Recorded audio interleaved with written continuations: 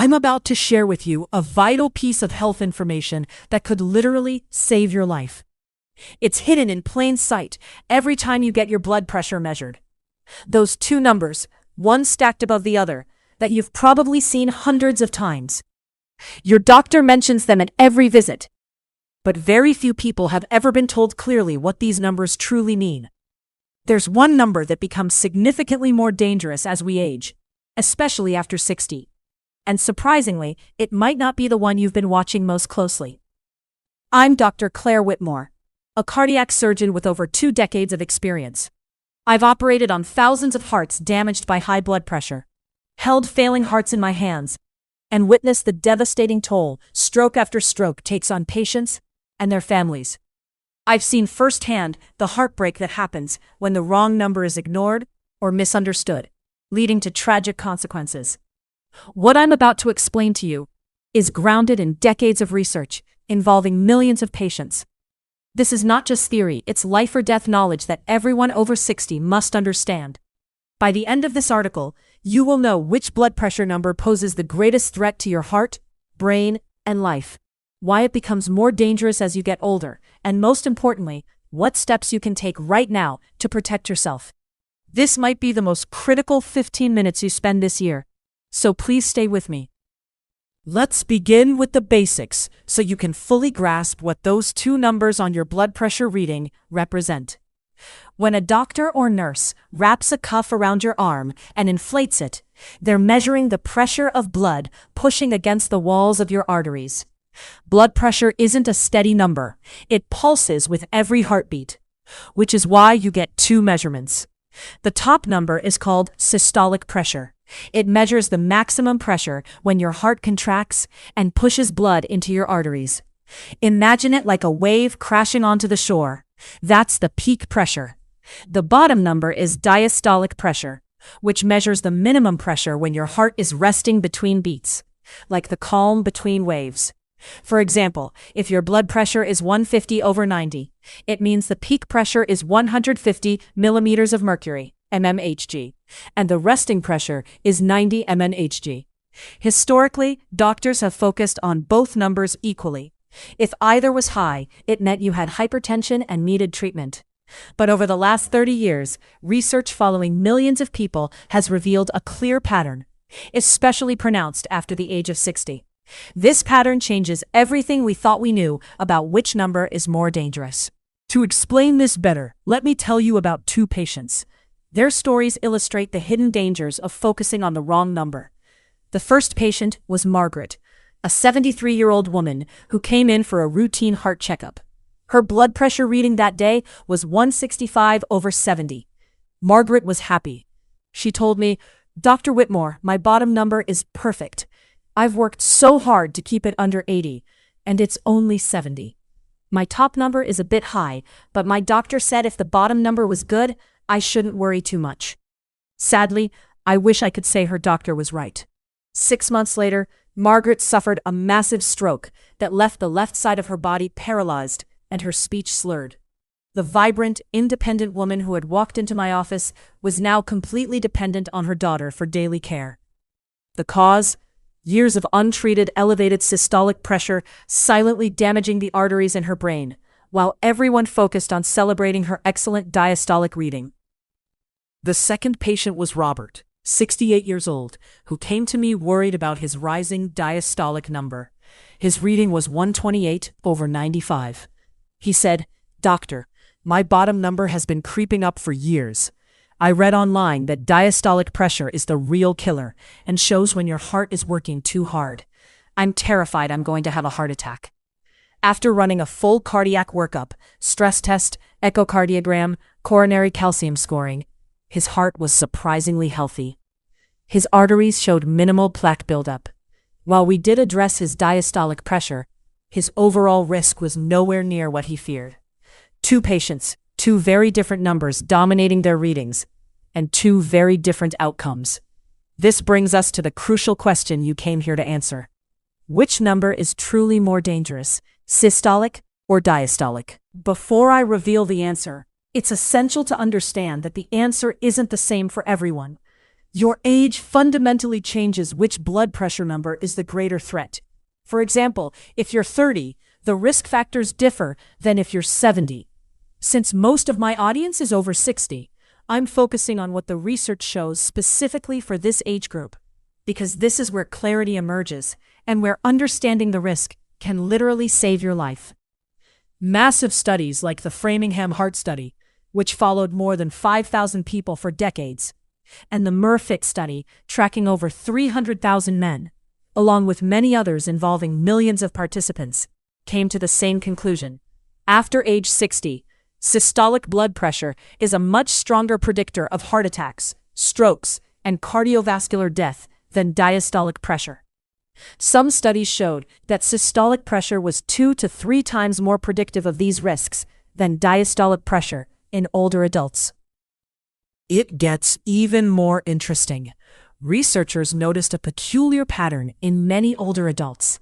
Their systolic pressure increases while their diastolic pressure stays the same or even decreases. This condition is called isolated systolic hypertension, the exact scenario Margaret had. For years, there was confusion about this condition. Some doctors believed if the diastolic pressure was normal, the elevated systolic number was just a part of normal aging and not dangerous. We now know that this belief was dangerously wrong. Isolated systolic hypertension is far from benign. It's a severe condition that significantly raises your risk of heart attack, stroke, heart failure, and kidney disease. Studies show that treating isolated systolic hypertension reduces the risk of stroke by 30 to 40% and heart attack risk by 15 to 25%. These numbers translate to thousands of lives saved every year. So, let me be crystal clear. If you are over 60, the systolic blood pressure, the top number, is the most dangerous number on your reading. This number is the strongest predictor of whether you will have a heart attack or stroke. It's the number you need to monitor closely and control. This doesn't mean diastolic pressure is unimportant. It still matters, but in a different way. Understanding this nuance is critical because it shapes how your doctor should approach your blood pressure treatment. To understand why systolic pressure becomes more dangerous with age, we need to look at the physiology behind it. Your arteries aren't rigid pipes. They're elastic tubes that expand slightly with each heartbeat and then recoil. This elasticity serves a vital purpose.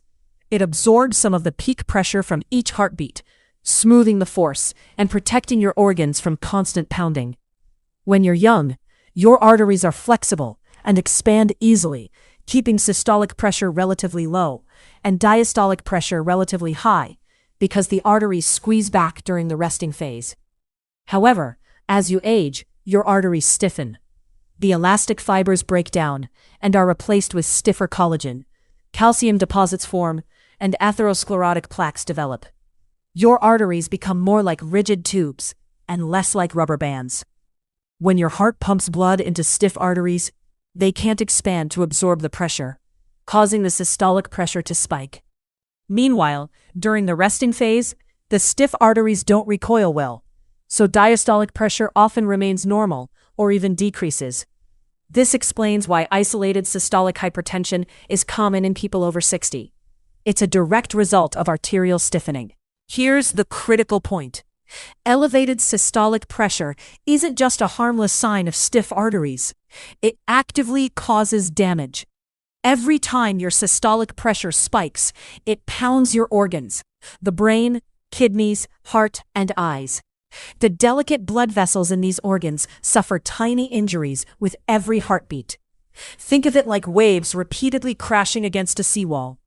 A few waves don't cause much damage, but thousands of waves day after day eventually crack the wall. Elevated systolic pressure does the same to your blood vessels, creating microscopic injuries. Your body tries to repair these, but the repair process leads to more stiffness, inflammation, and atherosclerosis. Your brain is particularly vulnerable. The small blood vessels feeding brain tissue can't handle chronic high pressure. They develop microaneurysms, tiny weak spots that can rupture and cause hemorrhagic stroke. Or they become narrowed and blocked, causing ischemic stroke. Even without a major stroke, Chronic high systolic pressure causes thousands of tiny silent strokes, microscopic brain tissue deaths that accumulate over time. This process leads to vascular dementia, memory loss, confusion, and personality changes. Many cases diagnosed as Alzheimer's disease are actually vascular dementia caused by years of uncontrolled systolic hypertension. Your heart suffers too.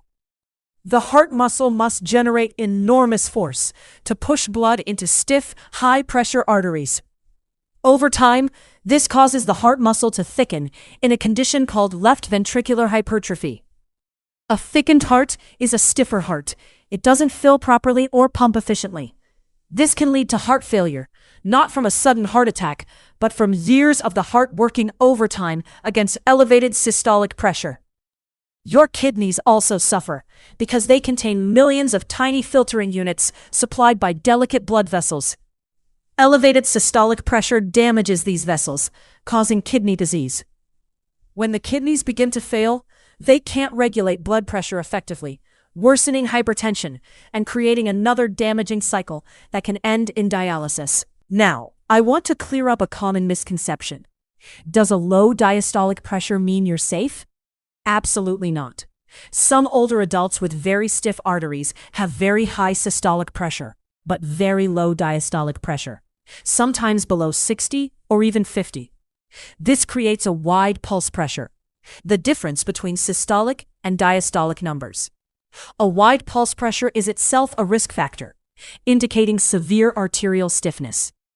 The tricky part is that low diastolic pressure means the pressure in your arteries during the resting phase drops significantly. The coronary arteries, which supply blood to your heart muscle, fill primarily during this resting phase. If the diastolic pressure is too low, your heart muscle might not get enough blood flow, which can cause angina, chest pain, and even heart attacks, despite clear coronary arteries, a condition called demand ischemia. Ideally, in an older adult, both numbers should be well controlled. But if we had to prioritize, which is often the case in clinical practice, the evidence is clear. Systolic pressure is the most critical number to control. It's the top number that spikes with every heartbeat and relentlessly pounds your organs. Let's review the current guidelines so you know what to expect at your next doctor's visit. The American College of Cardiology and the American Heart Association updated their hypertension guidelines in 2017, lowering the threshold for diagnosis to 130/80. This means if your systolic pressure is 130 or higher, or your diastolic is 80 or higher, you have hypertension. However, for older adults, these guidelines emphasize that controlling systolic pressure is the primary goal.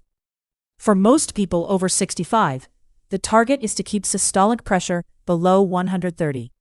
Some guidelines suggest that very healthy older adults might benefit from even lower targets, such as below 120, based on studies like the SPRINT trial, which showed dramatic reductions in heart attack, stroke, and death from intensive systolic control. However, for frail elderly individuals, especially those over 80 with multiple medical conditions, slightly higher targets may be safer to avoid complications from overly aggressive treatment. The key takeaway is this: if your systolic pressure is above 130, you need to take action. Work closely with your doctor to bring it down.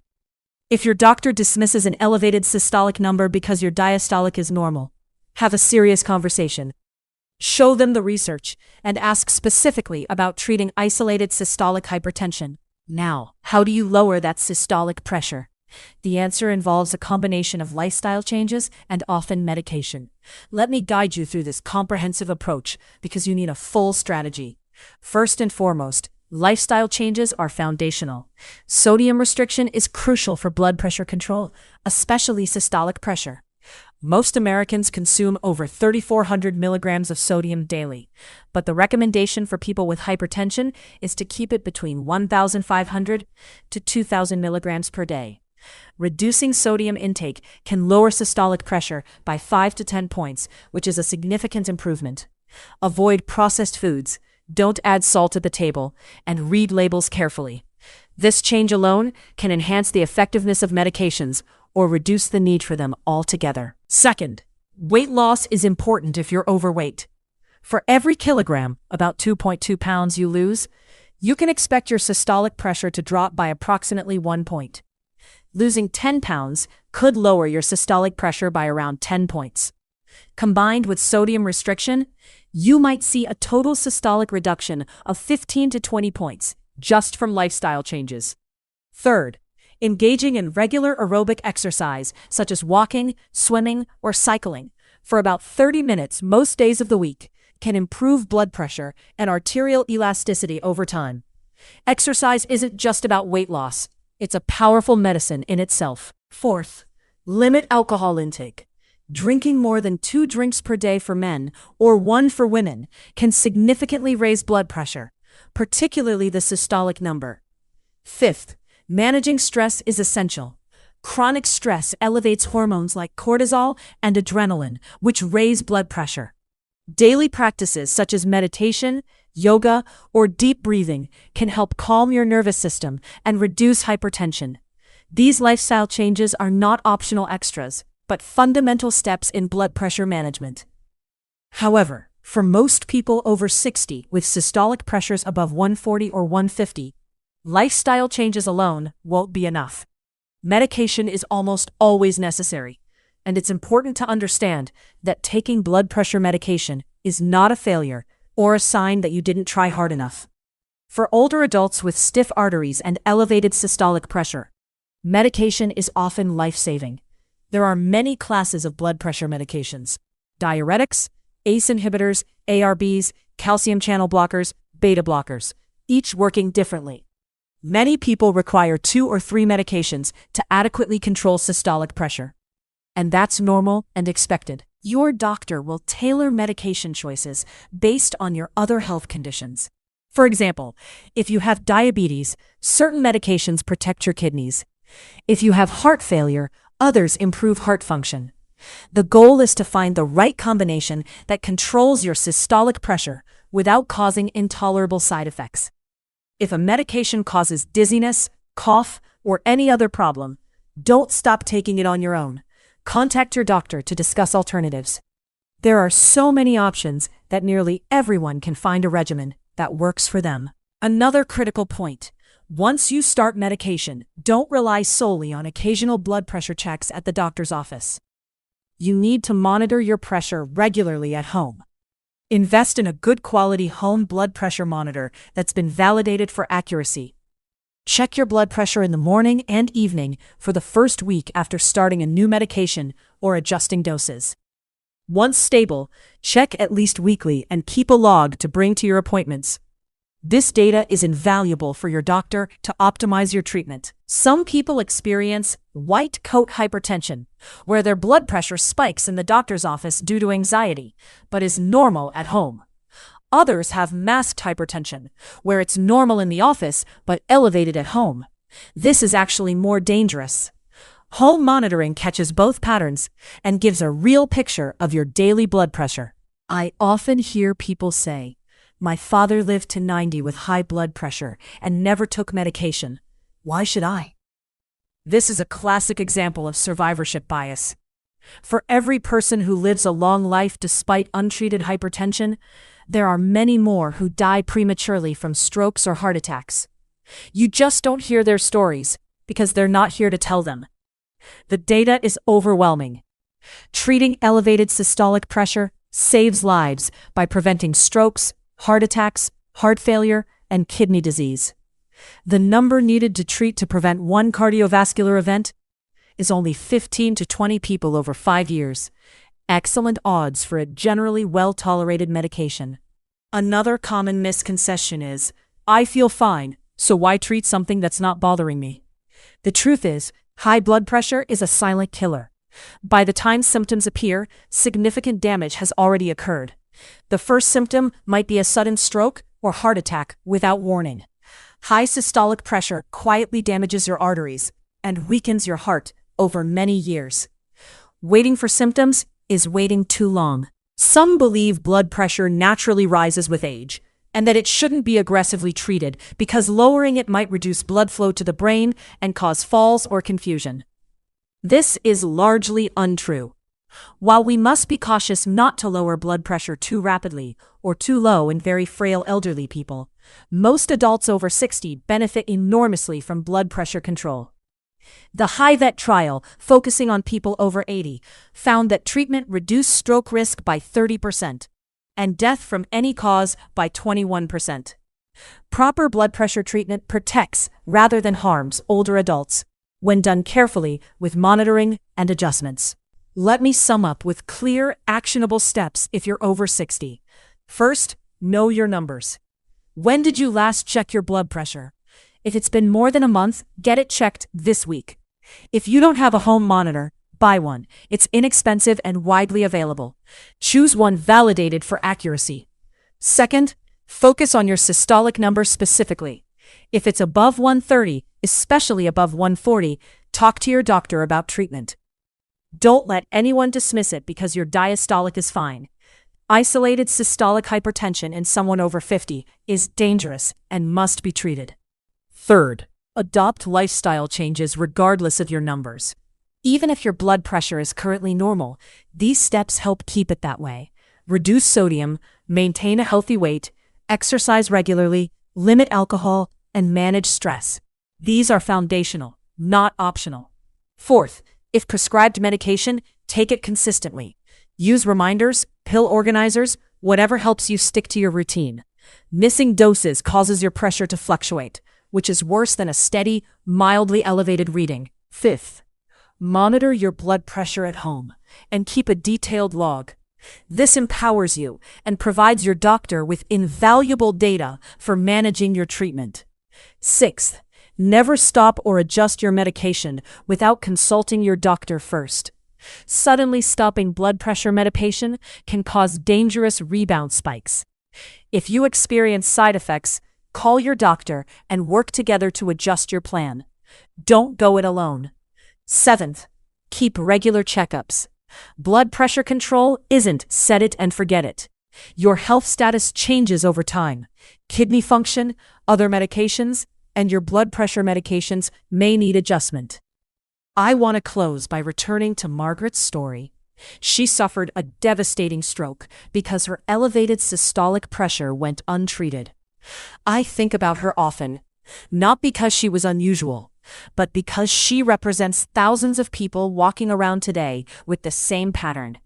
Elevated systolic pressure, normal or low diastolic pressure, thinking they are fine because one number looks good.